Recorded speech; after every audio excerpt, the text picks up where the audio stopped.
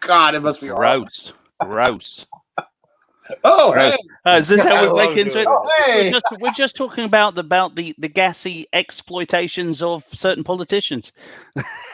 Flatulence. Yes.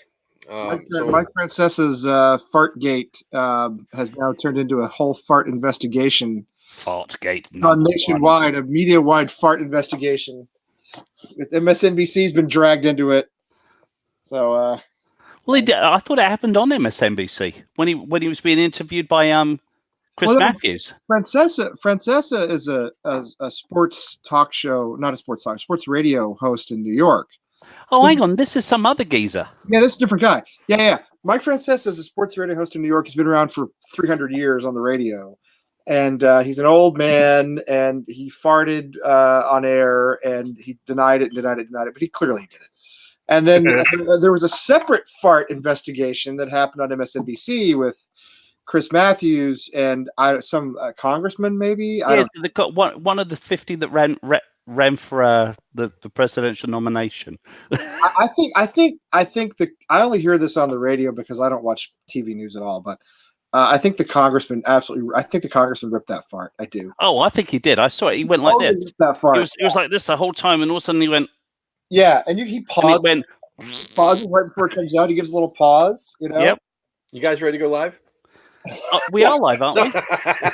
You guys ready now? Let's talk some. Let's just do some West Ham. I thought it'd be funny to sneak the live up on you, but damn, you guys took it a whole new level. So we're talking about farts or West Ham because right now the OG debate after all, the flatulence, goes hand in hand. But yeah, so tonight we're going to discuss a few topics that some of our viewers spewed at us from social media, Facebook, Instagram. Spewed at it.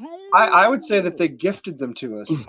Well, some of them I'm not even going to ask because they were kind of like, did you not just read the question before you? But anyway, just kidding. I love you guys.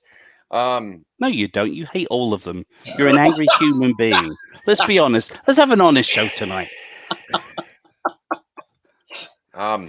So Anthony on Facebook, Anthony Terran, whatever, says, how can Mourinho affect the upcoming game?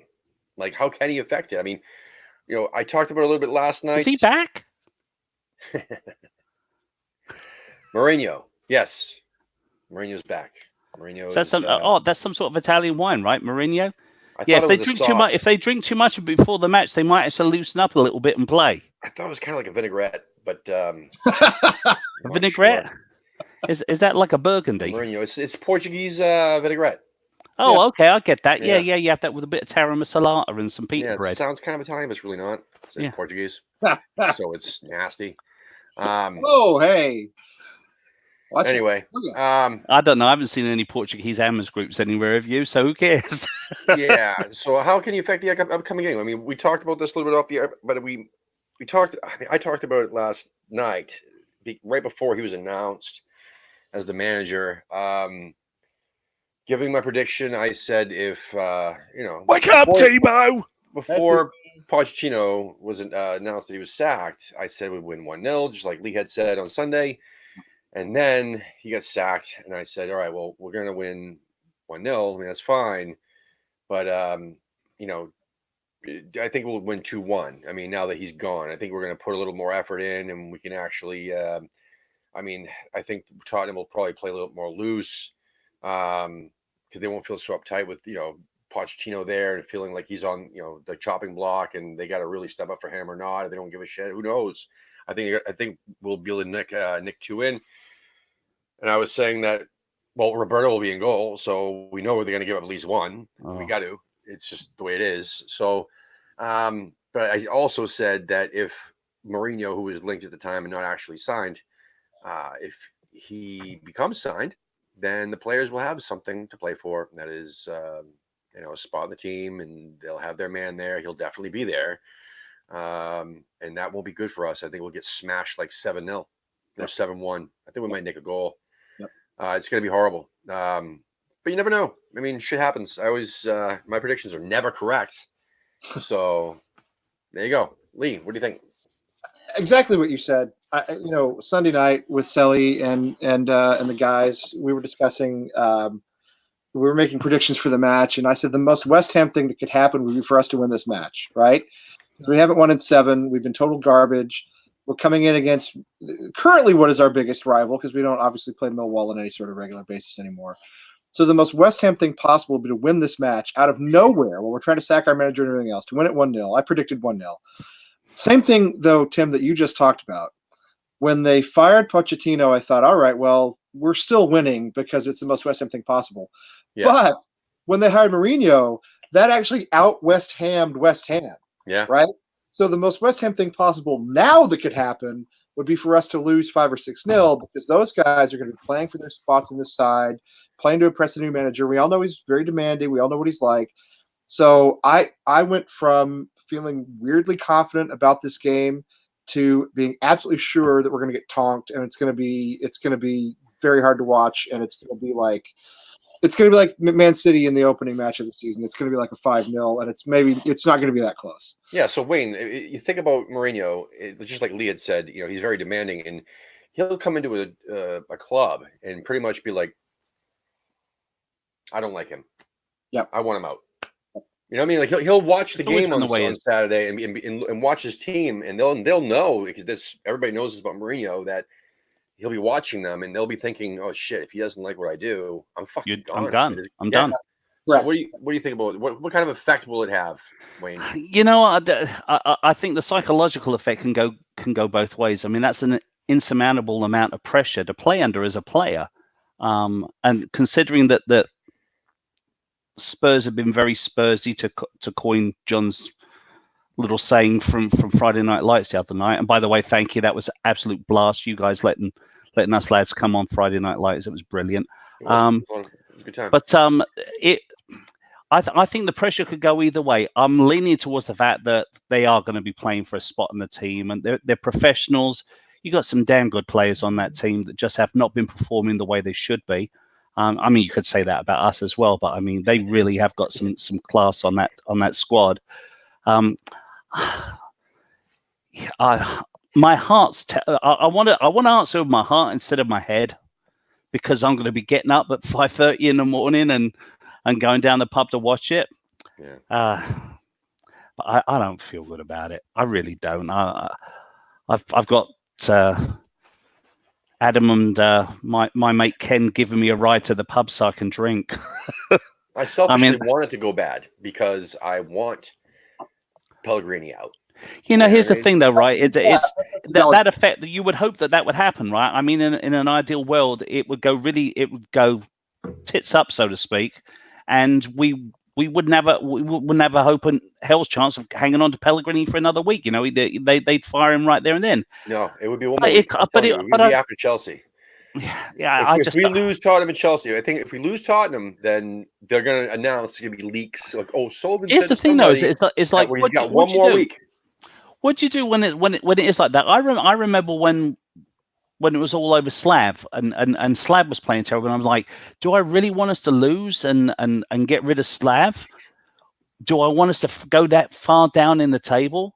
So I'm torn by it. I want rid of Pellegrini. I don't think he's the right manager for us. I really don't. I don't think he's bright enough. And I'm not talking about intelligent. I'm talking about he's not emoted. Yeah, exactly. There's no passion there. I don't feel like there's any passion whatsoever. And I feel that we need that passionate sort of manager. I mean, look at everyone slated Allardyce, but quite frankly, Allardyce, came in, told us what he was going to play, took us as far as he could take us, which was a bloody good thing that he did do that. But he had the passion. And he had a laugh on the sideline. When he saw something that was stupid, he'd laugh at somebody in their face. And that's what's needed. This guy is devoid of emotion. He's like fucking Nosferatu, the fucking Premier League. He gave a shit about his players. Pellegrini is Avram Grant. That's everything I see. Yeah, totally. Totally. It feels just like that. He always step up for his players. You remember what he did with Chico Flores? I mean, he gave a shit about his team. Whatever team he's coaching or managing, he always gave a shit about his team, his players. Those are his boys, and he let everybody know it. That's what I miss. Miss that too. I do. I miss it also. I mean, I really do. We'll transition straight into Adam's question. So Adam from West Ham is why we drink. I don't know if you guys have ever heard that podcast. It's pretty good. I don't know, but you made me feel so bad about me mentioning it every 5 minutes. So I was like, I'm not even going to bloody mention it tonight. You made me feel so guilty. Don't, man. You know what it did? It almost drove me. It almost drove me to West Ham's Why I Drink. I mean, it almost drove me to drink. Sorry, the podcast. I was just messing with you. I know you was. Do that to people from time I'm to time. messing with you too. It's good for it's good for television, good for YouTube. It's good for radio, as well as I do conflict. Right? I was playing the asshole. You don't have to play it that well, mate. I've got off and I cried. I tried. I gave it a shot. Put it out there. But so Adam asks, what's more important on Saturday, the result or the way we play? And Ray answers, the way we play is more important. Lee, what do you say? No, it's the result. I'm sorry. I respectfully disagree with Ray, a guy I really like and whose opinion I really value. But right now, we're so far down on the table, it's got to be the result. It just has to be. It has to be. We need points. That's all there is to it. We need points. I'm not up for another relegation battle this season. I think we should be way better than that. It's got to be the result. I guess it depends who you ask, really. And we'll ask way too. But I think, honestly, the people who want Pellegrini in, the people who want us to stick with Pellegrini, they're looking for, the most important thing to them would be improvement in play. Like, think about it, Lee. If you were one of the Pellegrini in people, like you'd be like, I really want to see. That's true. Play better. I don't. The result doesn't matter. I just want to see improvement because it's been shit. Wayne, what do you think about that? Yeah, man? Even if you're Pellegrini out, don't you still want to see improvement in play?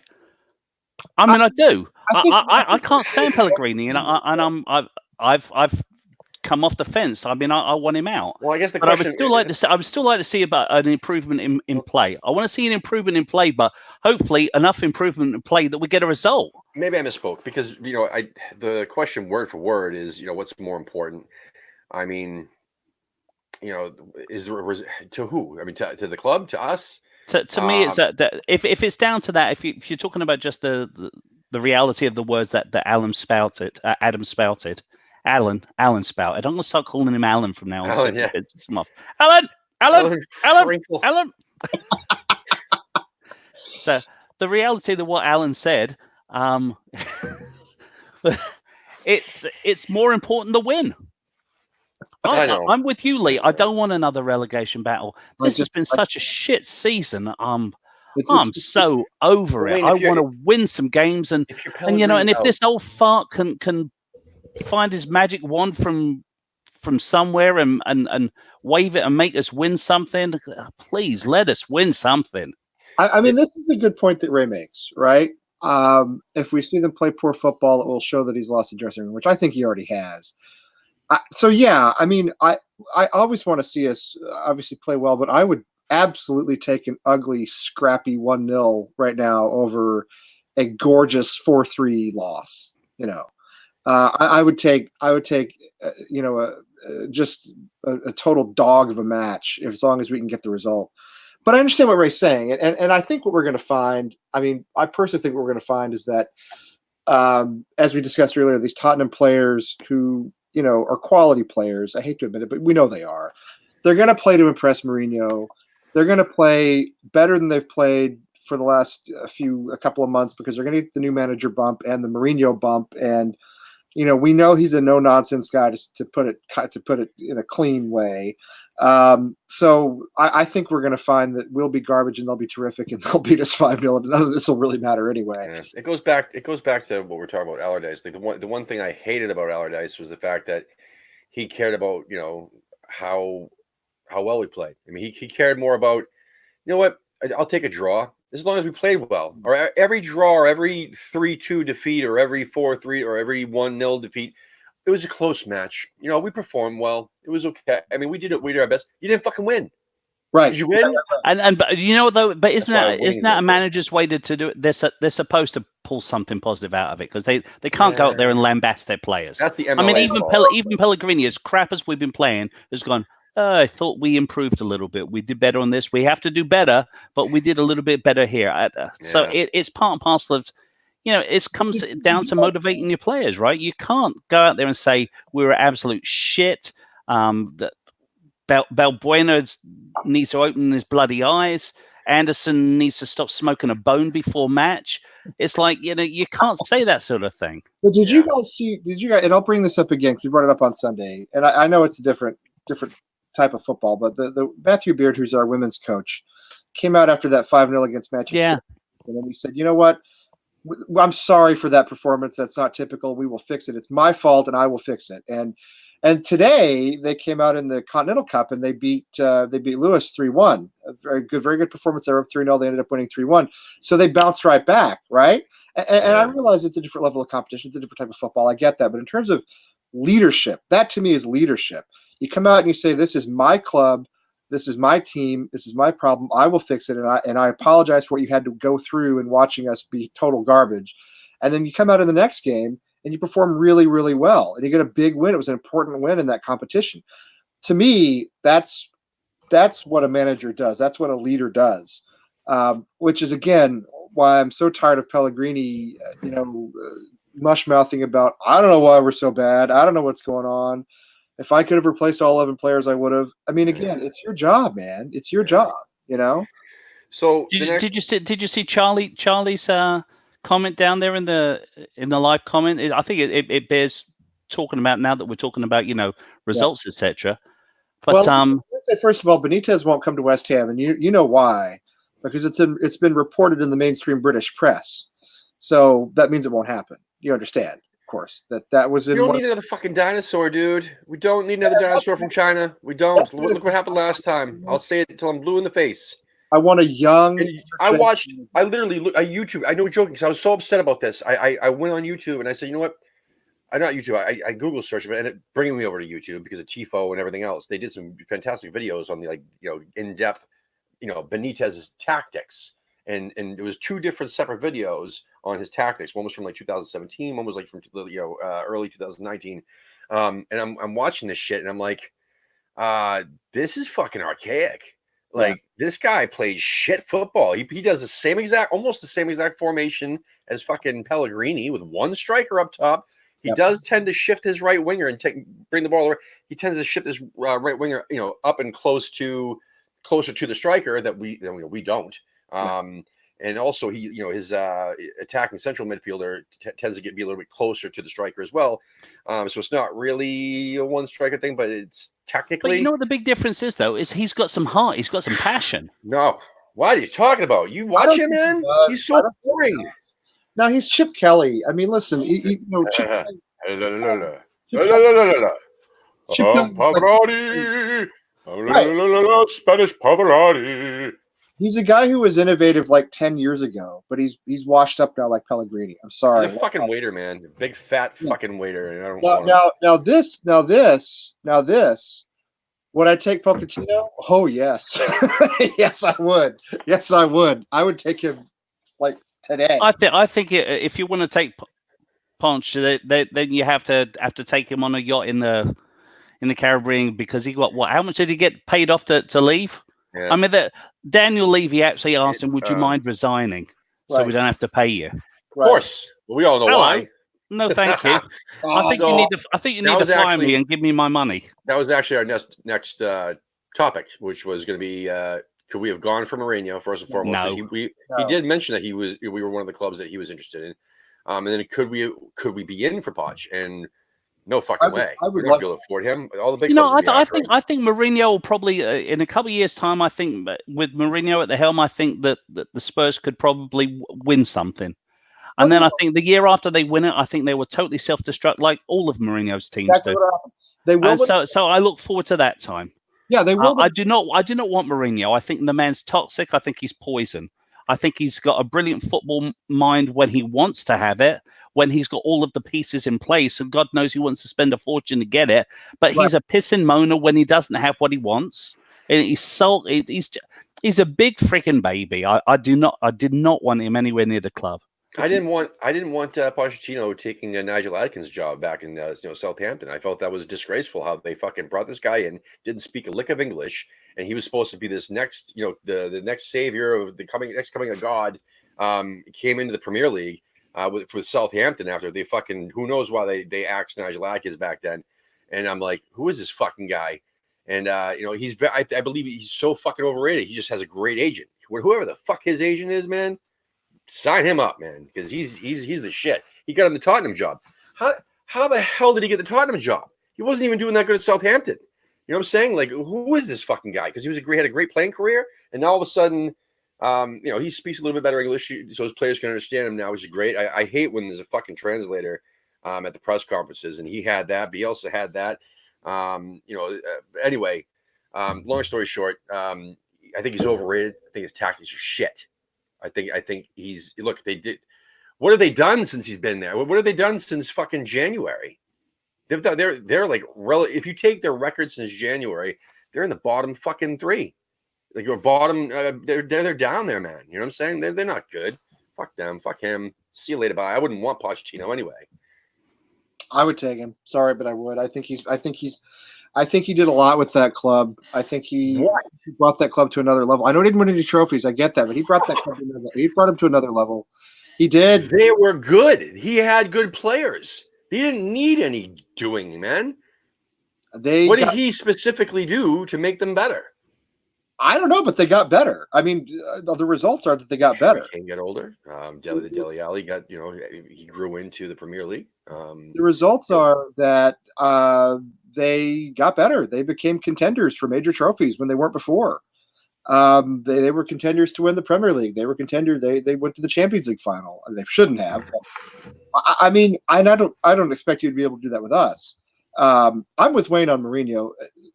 Tottenham will win a trophy under Mourinho, a big trophy, and then he will leave the club in flaming wreckage the way he always does. So I hope they enjoy their success for 18 months before he destroys everything and it takes 5 years for them to rebuild. Because that's what's they'll build a beautiful big Viking ship, and then the guy will die, and they'll burn with him. All right, let's get into so realistically, who should we? If Pellegrini goes for whatever reason, and anytime soon or by the end of the season, who realistically would you want as manager for West Ham? Like someone who we can afford, someone who would be somewhat good enough, I guess. I mean, what do you think the best situation for West Ham would be?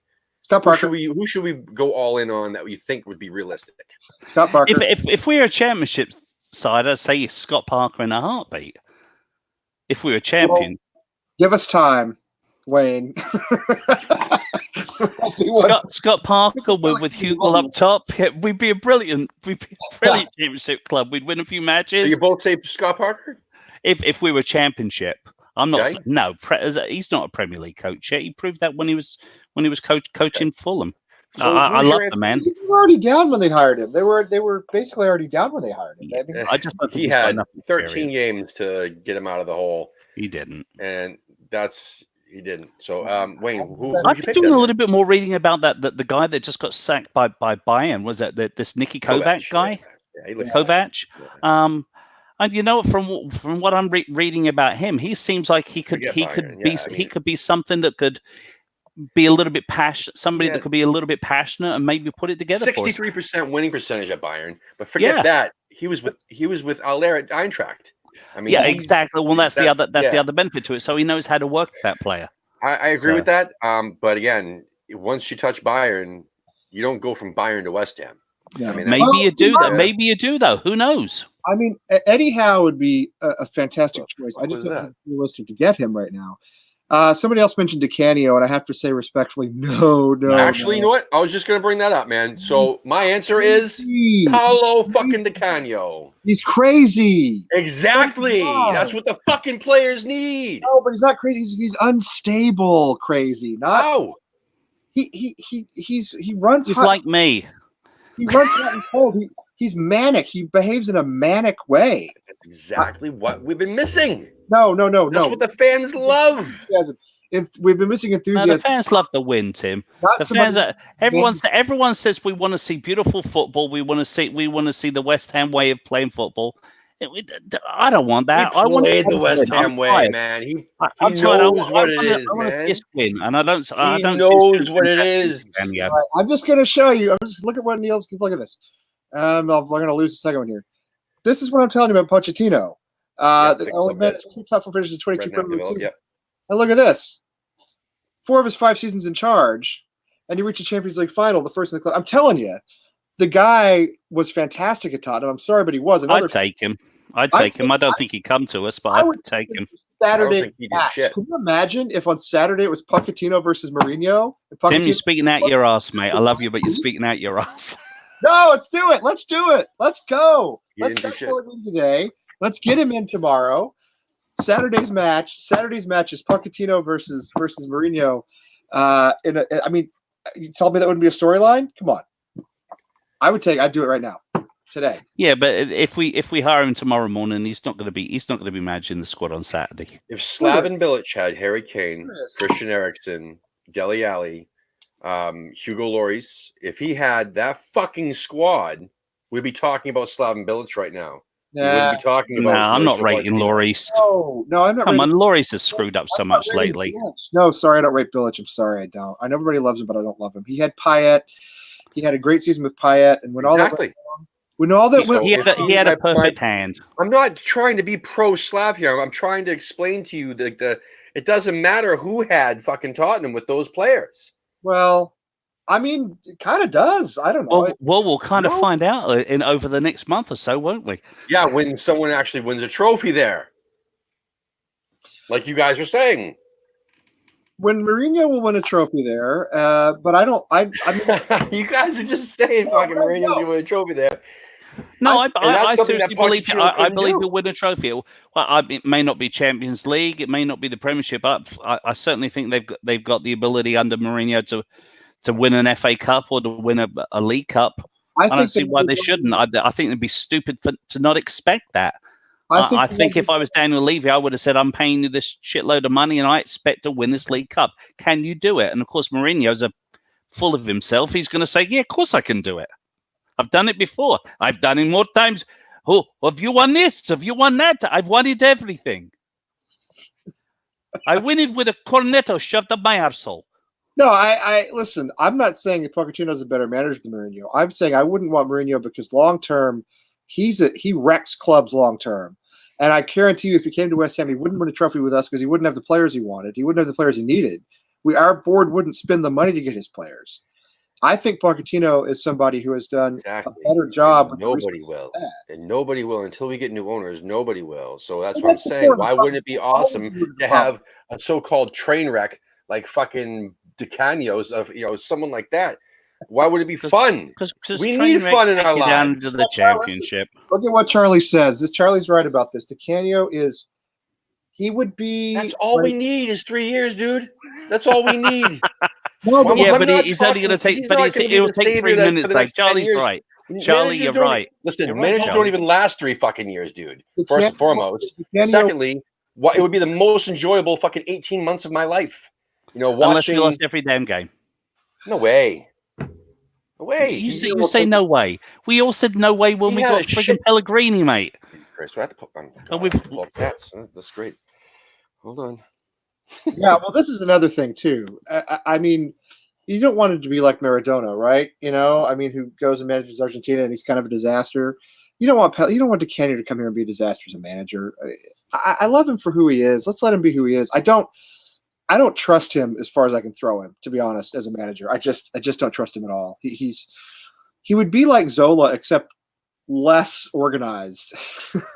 Which is just like more passionate and less organized. Right. And we stayed up under Zola on 35 points in 2010. Yeah, that was lucky. 35 points we stayed up. That's way below the relegation Mendoza line there. You know what I mean? And Zola was ever such a nice chap, but didn't you want to just punch him right in his face? Stop smiling and win a match. Yes. I mean, yes. And I love the fact that he tried to play attacking football. It's just he had no control over the team. He had no organization at all. We were very lucky. He's not Di Canio. He doesn't have passion like that, man. He's a pussy. Who gives a shit? He's Chelsea anyway. Chelsea. Get out of here. Get out of here. Stick that blue flag up your arse. Fucking get out of my late. No way. Let's shifting gears. Let's Roberto's. It looks like he's going to start, I guess, on Saturday. Yay. There's links that we're going to be going with. David Martin is so bad, he's not allowed to play in real games. I guess so. No, that's what they came out and said. They were like, I know the same people that said that we're that we're starring Roberto. So, Yeah. Jack Butland, man, looks like we're linked with him for on a loan deal from relegated, not relegated. They were relegated, but now they're in a relegation battle down in Championship, Stoke, and he can't even get the fucking starting position. But it's a name, and it's an Englishman. So what are your thoughts on Jack Butland? It's not Roberto, and that to me is a beautiful thing. Okay. Yeah, I take up anybody. I mean, I was ready to start David Martin, who evidently is not capable of, is barely capable of playing on our training ground. So, Jack Butland, you know what I'm saying? Says who? That sucks. You're right. I mean, I'm hearing the same thing, but who's spreading this shit? I don't know, but I'm ready to. It's not that. I mean, it's just known around the club that Martin was brought in to be a training goalkeeper and to maybe do something down in the academy. Because he's Alvin Martin's son. That's why he was brought in. That's why he was brought in. Can we just be honest? I mean, it's a little nepotism. Sorry, but it is. I'd still start him on Saturday because his name's not Roberto. But when I take Jack Butland, I'd very hamish. I would take anybody right now. I would take Rob Green back if you want to come out of retirement and come play for us. I'd take him back please. Tomorrow. Seriously. I'd take Phil Parks with a walking stick. Anybody. I would anybody is what I'm saying. So yeah, Jack Butland, sure, fine, whatever. He couldn't cost that. I'd even take Tim fuck Pollock shit Howard. Actually, I would take Tim Howard. Seriously. Yeah. I mean, it's awful to say it, but I try to give him a chance. I tried to say, okay, look, maybe he's improved a little bit. Maybe he was a little bit better. No, I'm over him. Roberto? I'm over him. No, Roberto, I'm over the man. Gotta go. I'm so over the man. And you know there's no confidence. The players have no confidence playing in front. Let him go. Let him go. We don't want no fucking Roberto. Let him go. Let him go. He's a nasty, stinking hoe. He broke my heart, and he's a pain in the ass. I mean, yes, Jack Butland is terrible. I've been watching Frozen with my daughter today. Is Jack Butland worse than Roberto? He almost couldn't be. I mean, how could anybody be worse than Roberto? I hesitate to even ask that question, but I couldn't see it. Yeah, I could be worse than Roberto in goal. Yeah, Alan definitely could, couldn't you, Alan? I listen. Some of our 9-year-olds who played on my son's team, you know, I put a couple of those kids in there. A couple of them made pretty good saves. They're not very tall, but I mean, I think they should make it legal for us to have the mixed ages on football teams, because I'd love to go out there and kick some of these kids. I really would. I think it'd be fun. Is it against the laws mixed age football? Can we play 11 outfield players and not have a keeper? I think we are. Like the 6th attacker in hockey, can you just play 11 outfield players and just say I think we are, Lee. Well, no, because Roberto doesn't do anything. We can't even dribble, and he certainly can't kick a ball. No, he can't. Total waste of space. What if we just stuck what if we? But he looks like a hard nut on those freaking West Ham United adverts for the shirt, doesn't he? Yeah, I know. I'm so sick of them asking me to buy stuff right now. I don't want anything right now. Okay, not right now. I'm not even wearing my stuff right now because I'm wearing American Hammers TV, but I'm not wearing West Ham stuff again until we sack Pellegrini. Yep. So that'll show him. That'll teach him. Fabianski says that his rehab is going the right way, which probably means, it's taking forever. I mean, that's the way it should be, right? That should be the right way, right? Something that the right way should be to take it easy, bring yourself back slowly, right? That should be the right way. Don't want to rush something like that back. And I'm hearing from other people that is not necessarily that it's not going well, but more so that when he comes back, man, he's gonna get hurt. I mean, he's not gonna be the same. Nobody's the same when they come back from a long time out. He doesn't have to be the same. He just has to be 75 or 80% of what he was, and that's probably enough. It's better than Roberto. So basically, everything goes back to, is he better than Roberto? I'm with you, Tom Whitaker. Roberto. But are you telling me there's no keeper anywhere in the world? I mean, why keepers, aren't they sort of a dime a dozen? I mean, are we telling you there's no free agent? There's nobody. Keepers are a dime a dozen. There are millions of keepers. Well, There There are only a Green's out, handful right? of exceptionally good ones. Why can't we find one? Why can't we find one now? You could bring Rob Green back. Rob Green. Get some. As I said last week, get some guy from MLS to come over here. What do I care? Oh no, come on, mate! You obviously haven't watched any of the MLS keepers. Well, obviously I haven't because I don't watch MLS. So yeah, you're right. But you tell me they're worse. They're worse than this guy. They're not worse than this guy. No, They are because, well, I mean, they don't look any worse because they're playing against people that don't attack that well either. To be quite frank, I don't care where he comes from. There's got to be a free agent keeper out there somewhere, or somebody who's recently retired or something who could come and give us 6 months. You know what I mean? Can come and give us be around for us the rest of the season. Joe Hart, come back to us, please, Joe Hart. Well, wouldn't you take him right now? I would. Yeah, I don't know. He was. Let's be honest, he was pretty awful. He was pretty awful, but he was better. But Roberto was. I mean, the guy. I think he was Roberto-esque. Trott's on loan, but we got Anang, whatever the fuck his name is. I mean, maybe Tito's right. Maybe we just try to leave one and say, "Do your best." You know, I don't know. That would destroy the poor kid's confidence and destroy his career. Yeah, exactly. So I'd rather take the kid that's not on loan, nobody really gives a shit about, and he's down there in the academy that no one even knows his fucking name. You take that because listen, everybody keeps talking about Holland and Coventry and Kemp and Scully. Nobody talks about the goalkeeper. Who's the goalkeeper in the under-23s? It's this Anang.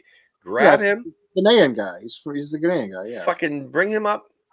Put him. Listen, they were. A couple of them came down with the ad hoc squad that they put together to play in Dallas last season, and one of them was half decent, and I can't remember which one it was. Adam would probably know the name of them because he watched every match. One of them was half decent, and the other one had a bit of a ways to go.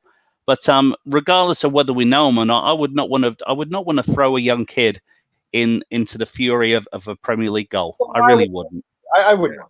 I agree. I just it's frustrating because it's the whole thing's frustrating, isn't it? I'm not sure. I mean, what I'm wondering is, can we get any better? I mean, obviously we've been playing like garbage all over the pitch, right? All 11 players, whoever's out there at a given time. But is it possible to improve with Roberto on the pitch, or is our confidence so low in having him back there that he's like poison? Do you know what I mean? He's the reason why our other players are playing like shit. Well, it's certainly the reason why the back four are playing like garbage. I mean, because they have you can tell that they are nervous as hell. The ball comes anywhere near that penalty area, and they are just like they're shitting bricks. You can tell they're shitting bricks. They don't know what to do. Right, it's Keystone Cops back there. Yeah, they have no idea. So, I mean, it just baffles me that in this grand world, in the world's most popular sport, we can't find somebody to come in who'd be better than Roberto. I don't know. I guess it just don't understand how it works, but it's astonishing to me that that's the best we can do at the moment. It's to get off of the totally depressing stuff, Tim. Here we are. We're what we in 10 weeks into the season, is it? It's about 10, 12 weeks into the season. I don't know. Do you still prefer the white shirt to the blue shirt? Jesus Christ. And are you still pissed off about the red shorts as opposed to white fucking shorts? I love those shorts, man. I'm tired of talking about all of the stuff that's going wrong because it's just all going wrong, and we can't have any control. The only thing I have control over is what leg I put in my underwear first. And even then, at my age, sometimes you don't even have control over that because you go for the left one and you're like, oh shit, I can't. I'm gonna have to do the right one instead.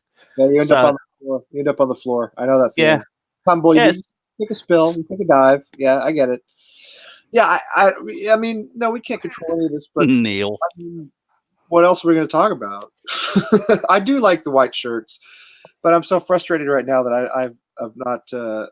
I missed my opportunity to purchase one of the pink shirts that the women's team wore because they're not out for sale anymore. So I should have bought one of those. But I was really keen on the one with the blue at the top at first, and now I've seen so many people wearing it. I'm like, I don't like it anymore. I mean, because it doesn't hold a light to the 1980 season shirt. It doesn't. I mean, the chevrons look smart with the Yeah. collar. They just look really smart. Could have This made- just looks a little blah. Yeah. No, I Like agree. somebody took a felt tip pen and drew a little bit of a darker blue line over the blue. Say, Well, I'm looking on. Ray, you're a dirty bastard. You really are. Stop thinking about me and me shorts. And Charlie, I already told you, it's Donna's Donuts in Tewksbury has the best donut. So that's enough talking about that. So no more Donna's Donuts in Tewksbury. Tim, you ever been to Donna's Donuts in Tewksbury? Yeah, there was the same people owned one in Merrimack. No, there's a Both donut place. really good. Christ, I wish I could think of the name of it. We had some from it the other day. This girl at work brought some in Dallas. There Is is it Shirelles, I think it was, or Sharon's or something like that. there's literally 5 pages on transfermarket.us. 5 full pages of goalkeepers Keepers that are free agents. Right. All from the ages of 24 all the way up to 42. Let's just get one. Let's just get one. I think we should do this. This is how we should pick the next goalie. Okay, and this is for you, Charlie. We should come up with a donut that we like as a favorite. Okay, and when the goalie comes in, we don't put him in between the sticks. We have them walk up to the center of the pitch, and they have to look us right in the eye and say what their favorite donut is. And if it's the donut that we've picked in our head, he gets the job. And if it's not the donut that we've picked in our head, then he gets the job as the manager. Oh, now that's a good twist. I like that at the end there. That's What's good. my donut? That's We good. can call That's it What's My Donut? Good. Does that work for you, Charlie? Timo says become an American cop. That's awesome. That's awesome. We'll withhold other jokes about that for now. But Someone that recently retired that is probably not enjoying retirement. I mean, he probably is enjoying retirement. I'm joking, but he's probably itching to come back in. Julian Speroni is on this list.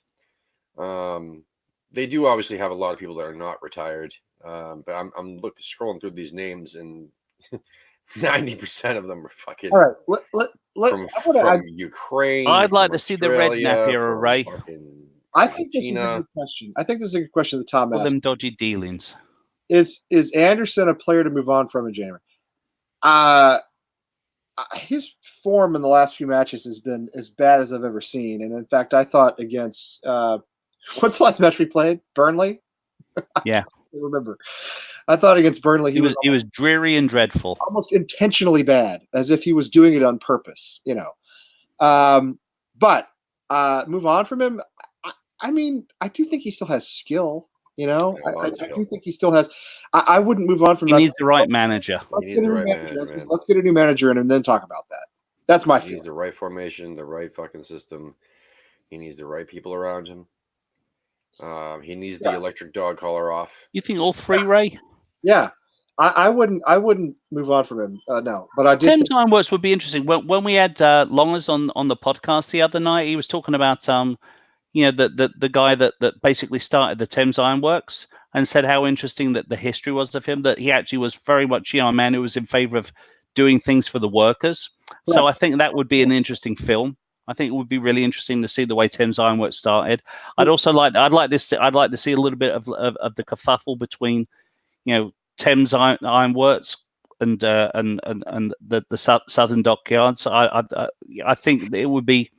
I think it'd be fun, but I would really love to see a film of the redknapp era. I really would because Harry there were so many rumors about Harry being like a dirty dealer and everything, and there was that one agent that he seemed to buy every player from that one agent, and everyone said that he was getting the backhander.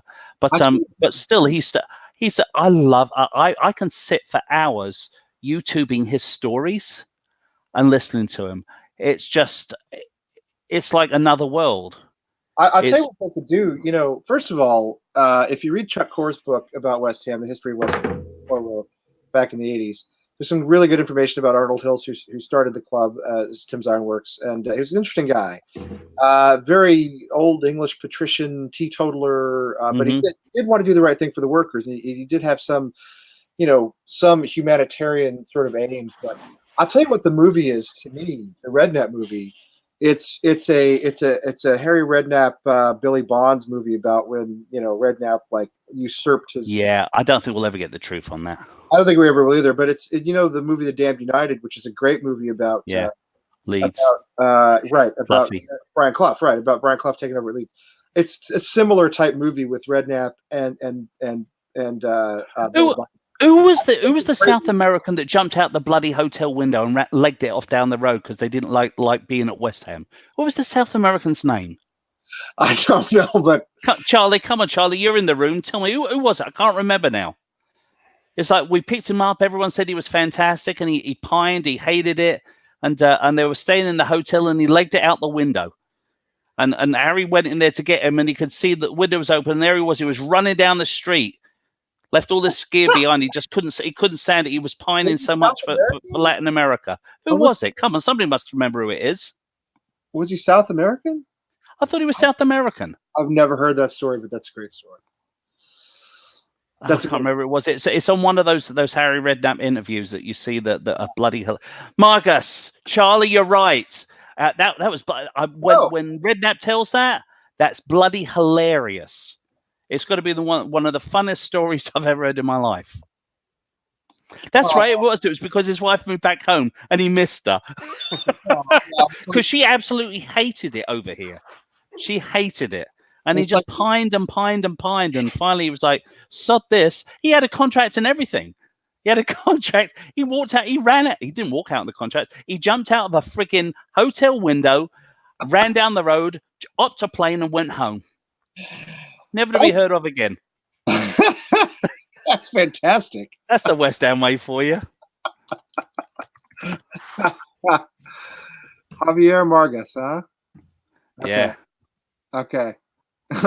It's really when Redknapp tells a story. I loved Redknapp as the character.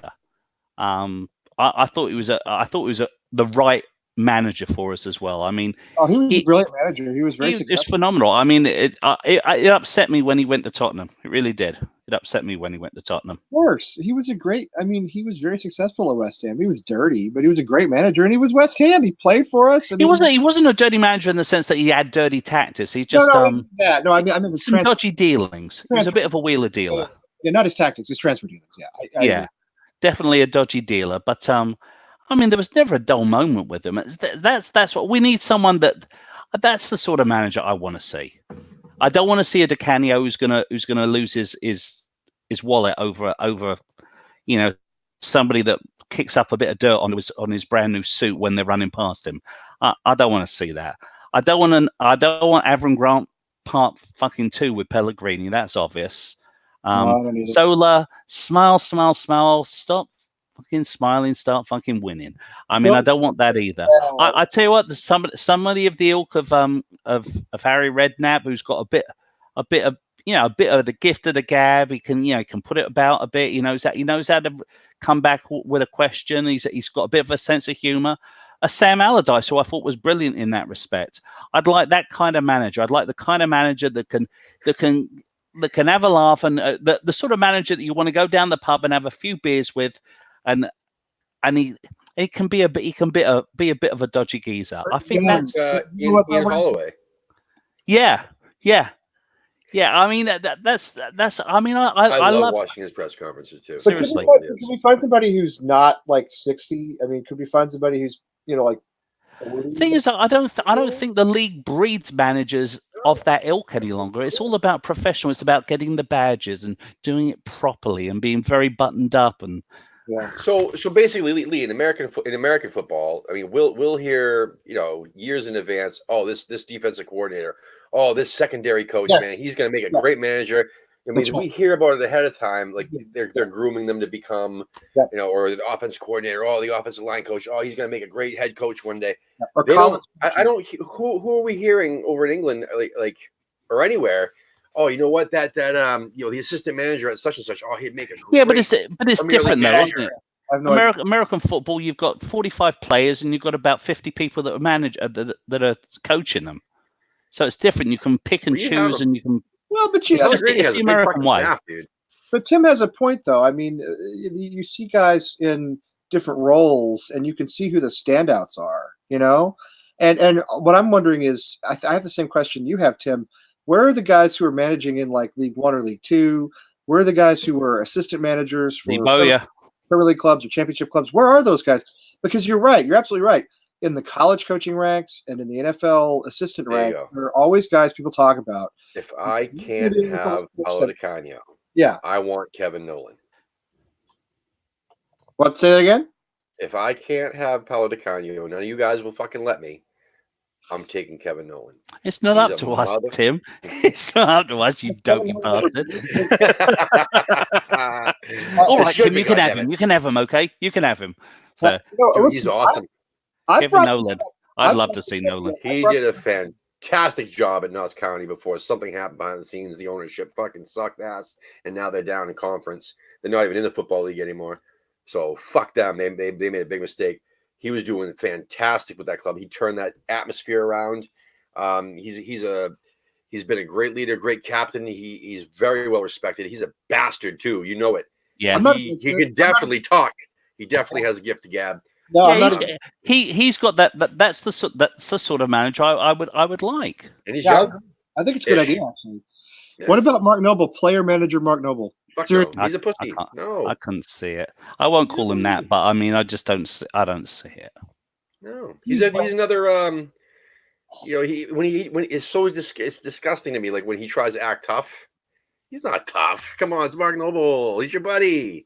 He's not tough. He's not Kevin. Kevin Noble was fucking. Yeah, but have you ever had that buddy though that's always happy and sweet and everything, and all of a sudden you do something to piss him off and he just loses it on you? That's the buddy that scares the shit out of me. Okay. Because they're quiet and they've been bottling it up the whole time. Again, so you guys want whoever mentioned that or in the chat room or whatever. So that's the type of person that you want, but you don't want Di Canio. You want a legend player in the club who can snap and go off the handle from time to time, but you don't want someone who's a legend because you don't want Di Canio because he'll ruin his legend. You know. Look, when was the last time Di Canio coached over here in England? What was it? Was it Sunderland. I mean, who did he coach? The team that is it was a northern team. It was a northern team. Sunderland, and they. Who Sunderland? What is the Sunderland? Sunderland. What's the Sunderland? I don't even know what that is anymore. They're Geordies. They're Geordies. They're useless. They don't like. I mean, he was terrible with them. He was absolutely bloody awful. He was. It just. Yeah. So no, I don't see it. I'd rather remember him as the beast that he was on the pitch. The Nolan thing, that's it. The Nolan thing is not a bad idea. Actually, I don't think it'll ever happen, but I kind of like it. I do. I kind of like it. I do. I like it a lot. Unfortunately, he needs to do what Lee Boyer did and actually get a few managing. He needs to manage a championship. He needs to grow with the club. But you were talking about earlier, Lee. You know what's up with all these League One, League Two guys or whatever that are up and coming. Well, what happens is the club keeps them. The big Premier League clubs don't want to pluck a League One or League Two manager until they're proven that they can bring the club up. Right. So the club actually needs to move up. The club will keep the manager, build him up, and the next thing you know, it's a Bournemouth situation, and they want to hang on to him. They'll give him the promise in the world. It's Sean Dice situation. You know what? You got us up. Brendan Fraser. We'll give you the whole. We'll name Burnley after you. We'll name Bournemouth after you. But I mean, look at Charlie, and I think Charlie's right about this. I mean. You do have in Germany, youth managers who go into really good managers, and which Charlie informed me the other day are too good. He told me I was mentioning, a name of a guy who is, I guess, he's the manager of Red Bull Leipzig or something like that. Yeah. He was Hoffenheim and he went to Leipzig, and he plays the exact style and formation that would benefit Fabianski. It would benefit Diop. It would benefit Declan Rice the most. It would benefit Allaire. And he's young, super young. And anyway, he was saying, "Oh no, we can't get a German man. Like he's on his way to Bayern. He was Tuchel's, right hand man. No. So don't bring up Germany if we can't have Germany." Why do Charlie? I get tired of all these retread managers. I mean, Avram Grant was a retread and a disaster. Allardyce actually did a good job for us in getting us back up, and in a lot of ways, my take on him is changing as we get further away from him. But again, a retread. Moyes, a retread. Bilic was a retread. I mean, it's one thing to have experience, right? It's another just to be like at the end of your rope, and kind of having been booted out of a bunch of places. And I somebody a little younger with a little enthusiasm, and I don't really mind if it's somebody who doesn't have as much experience at this point. because experience isn't really doing us that much good. These guys, experienced guys, get in here and they have no passion and they have no interest in being flexible. It's like Claude Puel, right? Or someone like that. Like would come to one of these clubs like Leicester or these other clubs around, or like a Watford, like these Watford guys. Like they're not exciting whatsoever. I mean, they do an okay job and then they fall off the face of the earth. Or they don't do a good job. Remember with Swansea before they got relegated, they had like fucking 4 different managers, not the Bob Bradley. We're talking about the other managers they had. Like they're like, who the fuck is this guy? He had no personality, dry as sin. I mean, dry as fuck, whatever. Who wants a dry guy? You know what I'm saying? Like you want some, because you're basically I don't want a dry manager. I want to see passion in them, because we don't see what goes on behind closed doors in the training room, in the hallway or whatever. Like I want to know that guy is capable of fucking reaming his players out, putting them in their place when he needs to, patting them on the back, cheering for his squad when he has to as well. I gotta have some personality, dude.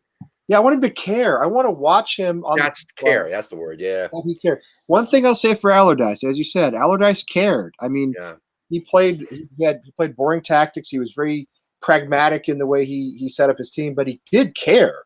Zola cared. I mean, I want to see somebody who can organize, can be flexible enough to play the formation that's right for our players, right? Not put Aller up front by himself, for instance. And somebody who shows a little passion on the touchline, who gets up and yells, who screams. He's not a tie stroker. That's what Charlie called Pellegrini, a tie stroker. All it is stroke the tie. Yeah. And so I want to see a female manager. I want to see a female manager with giant jugs. We've been playing the same formation for since Pellegrini joined here. I mean, it's been the same fucking thing. It won't change, and it's different players. It's the reason. It's one of the reasons we're struggling. It's not the only reason. Obviously, Roberto's the biggest reason, but the other is. I see what you try to do there, Dwayne. You're trying to make it all lighthearted because we're talking all negativity again, but. Well, I mean, no, I'm being completely honest. I'd love to have a manager that's got massive hoodies. I think would be lovely. I wouldn't give a shit whether we won, lost, or anything, as long as she wore like really tight button-up shirts that, like, where the buttons almost popped open. Yeah. So like a dirty blonde man dress. Charlie's right. I mean, Karen Brady. Karen Brady, only good-looking version. We were trying to say that. I was trying to say that in the Discord, Charlie, is that we do need to find, if not him in particular, not Nagelsmann in particular, but like someone just like him. Yeah. But the problem is, and you and a few others in the Discord were telling me the same thing. Sullivan and the managing director, and I'm not going to say her name, and everybody else are not capable of finding that person. Yeah. Because if you look at their history of hiring managers, they pick one person. Usually they'll stick with them for a long period of time. And, for a couple, they didn't really. But, I mean, look, they got Bilic, man. How difficult was it to find Bilic? You know what I mean? For them, they're like, okay, well, this guy's out of a job. He gets sacked from his job. All right, let's see. He did play for West Ham. That's great marketing right there. Let's sign him because he's a marketing tool. That's Brady. That's all she gives a fuck about. Yeah, he begged for a transfer. He begged for a transfer to Everton when he was playing with West Ham. Bilic did. I know. Like they pulled him. They passed him off as some sort of club legend. But I mean, no, I know. It's all marketing. They spun it. That's all they do is they spin his all they give a shit about is marketing. They don't really know anything else, man. So that's my point. It's that's what football's all about. When they hired Moyes, like literally, like that's all they could find was. I know Moyes did the job and he got us, saved us or whatever. But like really, so what did they do? What did they do? It wasn't fucking. Don't tell me it was Moyes' idea to fucking bring Stuart Pearce in. It was the club's idea, man. Because Stuart Pearce is former West Ham. It's all marketing. You know what I'm saying? And Pellegrini, that opportunity came about. They're like, holy shit, he's available. They always hire a name because they think that they hire this time a name. It's all about it's not about like they didn't look at research. Oh shit. This has been. They go to the local supermarket. Has-beens are us. That's what they do. Yeah, but they were, in Pellegrini hadn't done well in China. I mean, he hadn't done well recently. Rafa Benitez is sucking in China. You guys will read the standings and shit. Like what in China? Do you read the standings in China? I did because I wanted to tell people, oh, how's that Rondon doing? Everybody wanted so bad. Oh, yes, he scored 3 goals in 8 appearances when they played 19 matches. Oh wow, that's great. 6 wins in 19 matches. Wow. Fucking Rafa's doing awesome. Let's sign him up as our next manager. Wow. So anyway, yeah, I do some research sometimes when I want to prove a point. But anyway, what was the other thing? Yeah, so my point was we are not going to find the next Nagelsmann because the people in charge of finding the next Nagelsmann are fucking stupid. Yes. They're only looking at marketing. They're only looking what's right in front of them. Yeah. You know, they don't have that person with brains in their head right next to them saying, Nagelsmann. The problem is always our owners, right? Ultimately, no matter what we talk about here, managers, goalkeepers, whatever, ownership is always the problem. Always. It always comes back to them making bad decisions, bad choices. Yes, they spent some money on us, on the players, you know, a little bit in the last couple of seasons, but generally it's always down to them making bad decisions. It really is. That's all there is to it. Yeah. So here's another thing, Lee. You just tapped into something. One thing that really pisses me off, and I can't say it really pisses me off, it just makes me a little bit upset, just a tiny bit, is when people are like, you know what? We suck because we didn't spend any money. We only had 25 million net spend. That's it. That's bullshit. Do you understand that the club, these shysters, and that's what we like to call them, or that's what other people like to call our owners, they could have sold all those players and kept the fucking money and not spent the goddamn dime, and we would have had negative net spend. You understand? Yeah. But we actually spent 25 million extra. Yeah. They actually went about. I mean, in their eyes, in my eyes, of what from their perspective would be, they went above and beyond. I mean, yeah. Look, we bought Allaire. That's huge. We bought Anderson. That should be huge with the right. Yeah. Yarmolenko, etc., and all these guys. I mean, it doesn't matter if it's only 25 million net spend. Look what we got out of it. Oh, but the results are sucking. That's the manager's fault. It's because they won't bring in the right manager. They have invested in the club. I agree with you. They have. And everybody knows we don't have Manchester City money. We know that, right? They've invested in the club. They've bought players. They went out and got good players. Yeah. What they won't do is bring in the right manager because for some reason, Sullivan insists on going out and finding some famous name who's vacationing. I honestly believe, and I think that a lot of us were fooled as well, though, Lee. And I do. I was fooled. I honestly felt that because obviously we were dying to find out who the next manager was, and they mentioned Manuel Pellegrini. We're like, oh, trophy, and we're like, oh shit, we didn't really. Nobody did the diligence on this one. What they did though was, I really do believe that they felt that this was the guy, though. I really do. No, I believe they felt. I totally believe they felt that. I think that I really believe that they think that their results would have been a lot better by now. And at the end of the day, it's just down to someone's opinion, and they just happen to be the someone's with the opinion that has the damn money that they can make that decision. Yeah. So we have no choice but to live with it, or not watch football, because it's not like you can say live with it or go support another team, unless of course you're a Tottenham supporter, which means yes, and I am saying this to you, Rigo, picks Tottenham one week and then picks Arsenal the next week because Tottenham aren't doing so well. Now all of a sudden you're back as a Tottenham supporter again. So it's like you have no choice, and quite frankly, we all look to this. Every one of us here in this little square box right now looked at Pellegrini and said, this is a good choice. I did. Every single one of us did. And nobody knows until you get down the road. And I was saying it when we beat Manchester United. I was saying it when we got off to the start we got off to this season. Oh my God. I believe in this guy. I mean, I did. I said it. I believe in this guy. I realize that the Fabianski thing has been, a massive weight on the club. But it's not the only reason we're not getting results. And Pellegrini, the other thing is, and one thing I'll say in my own defense, and everybody here I think feels the same way, go back to last season when we played Everton, when anytime we got near the top 7 and he started making these bizarre lineup changes in the starting 11, he started making these bizarre team sheets. Even back then we were questioning, what is this guy thinking? And I kept saying, I believe. Yeah, we started making excuses like, "Oh, he's rotating. That's the way he does things. He rotates people through." And I kept saying, I believe in him. And the truth is, he's senile, and he didn't have a clue what he was doing. We were questioning him, months ago, way back into last season. We were questioning him after the 4th game. Right. That's what I'm saying. And as it turned out, We're like, oh shit. we were right. I mean, we were wrong, but we were right, if that makes sense. We were right to question him because, in fact, it was not. It was not. I think what's going to end up happening is we're going to end up keeping him because that's the owners. I think that's what they want to do, and they want to keep him around.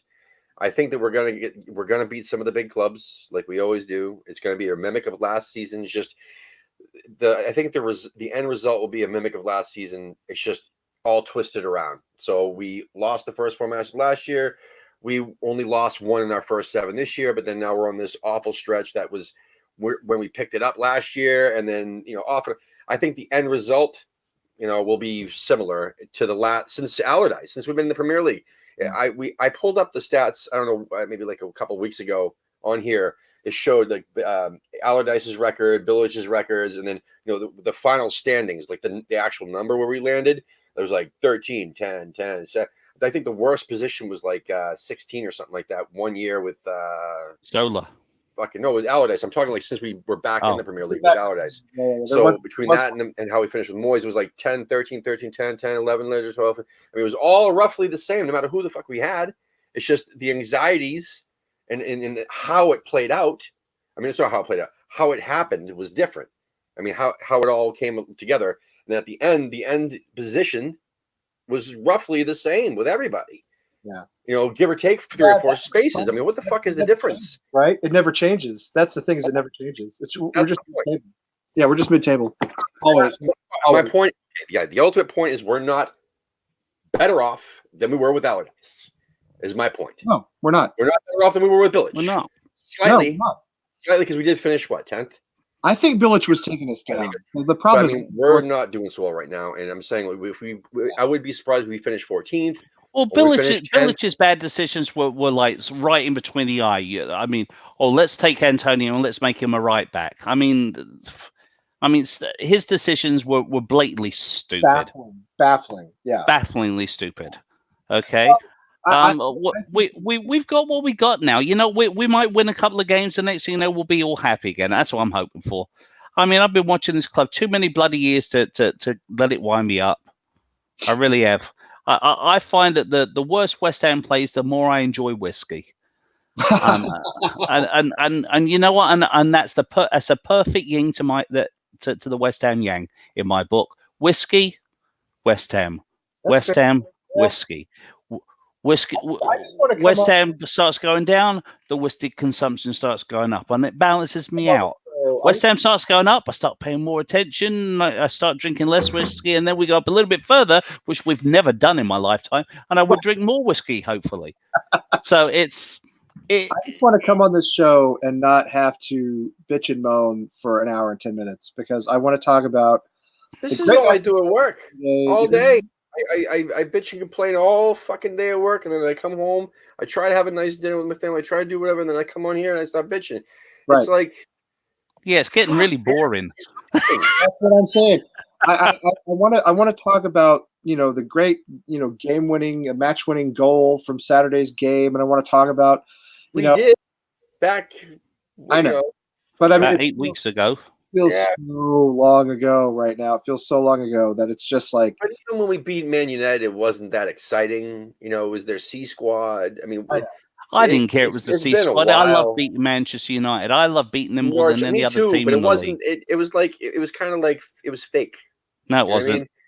We didn't beat Man United, man. We did. The fucking C squad. They were wearing their kit, and they went out there and played, and we beat them.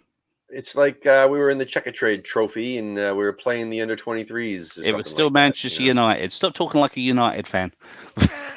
Finishes. Here we go. See? 10, 13, 12 under Billich, 7. Well, that's Allardyce's. Give it back to him. No. Billich, 11, 13 under Moyes, and Pelly 10. See, that's what I'm saying, dude. 10th and 10th. Look at that. It never matters. Yeah, it's roughly the same. Yeah, it really doesn't matter. Take a place, which means more money or less money. I just wish that all of these bloody so-called top-tiered clubs would form their own European Super League, pick the Super League, and get the hell out of here. Get the hell out of here, and then just make it a more. I felt that way for a long time too. Look at that though. Look, 10th, 13th, 12. I mean, I'm telling you right now, dude. Like 7 was the anomaly. We were told that at that point, listen, at that 10th, 13th, and 12th, we were told, sorry, Allardyce, you can't take us to the next level. See you later. Yeah, isn't that funny? Look, 7, 11, 13, 10. I mean, is that the next level? What's going on here? You know what's funny is if I would take Sam Allardyce back for the rest of this season. I would too. And I'm joking about. I'm serious about that. Just for the passion. To keep us up, I would take him back for not long term, Nope. But for now until the end, cost us a lot.